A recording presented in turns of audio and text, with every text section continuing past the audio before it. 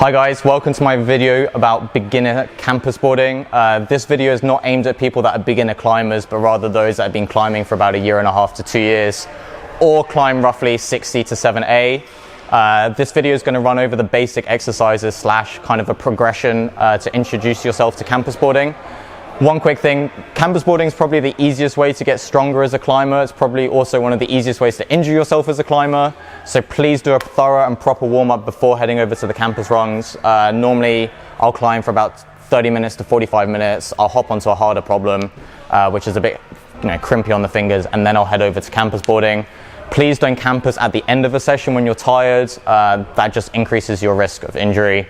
And without further ado, we're going to run through the 4 basic exercises to get stronger on the campus board. So the first exercise is probably the most simple. You're going to choose a rung that you're comfortable holding onto. I will demonstrate all of these on the biggest rungs, not these ones, but the normal ones. And the first exercise is going to be dead hanging. Much like a fingerboard, you want to have your arms slightly bent and you want to have your shoulders protracted. You don't want to be dead hanging with your arms completely straight, as that forces load onto the ligaments and tendons in your elbows and shoulders as opposed to actual muscle mass. And you're going to start building up much like you would on a fingerboard to repeaters and get comfortable hanging for 10 seconds at a minimum. And you're going to want to build that up to maybe 7 reps of 10 seconds, 10 on, 3 off. Or something else that you find comfortable. The next exercise to work up to would be pull-ups. I'm sure a lot of you, if you're heading to the campus boards, can do pull-ups to begin with. However, doing pull-ups on rungs is very different. You need to maintain an open grip, or as open a grip as you possibly can. Obviously, there will be some flexion in the fingers because of the way that the rungs themselves are shaped. Some are in-cuts and some are straight edges.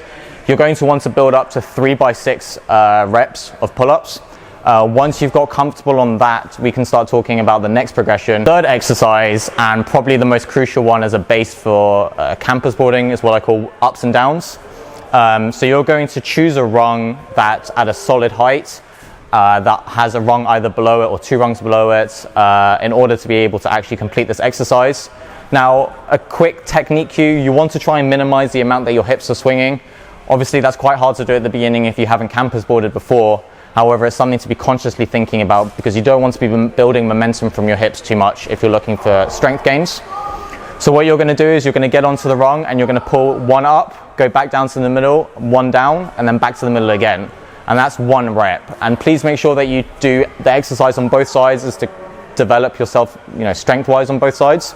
Once you've got comfortable with doing 1 up and 1 down, you can start building up to 2 up, 2 down, and then 3 up, 3 down. By the time you've hit 3 up, 3 down, you may be looking into our final progression, which is laddering.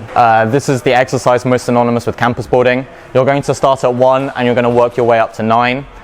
When people are just starting out, you can do 1, 2, 3, 4, 5, 6, 7, 8, 9.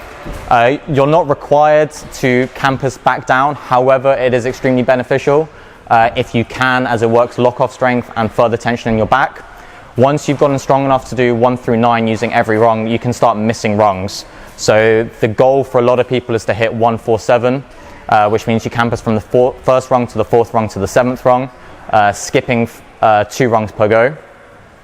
And then once that becomes possible, you start moving down rungs, much like you would on a fingerboard. You start reducing the millimeter depth of the rung itself. And that is the final progression of beginner campus boarding. I hope you found this video useful. If you have any questions or comments, please don't hesitate to drop them down below and I'll try and respond to them as quickly as possible. And train safe, guys. Have a great day. Pieces.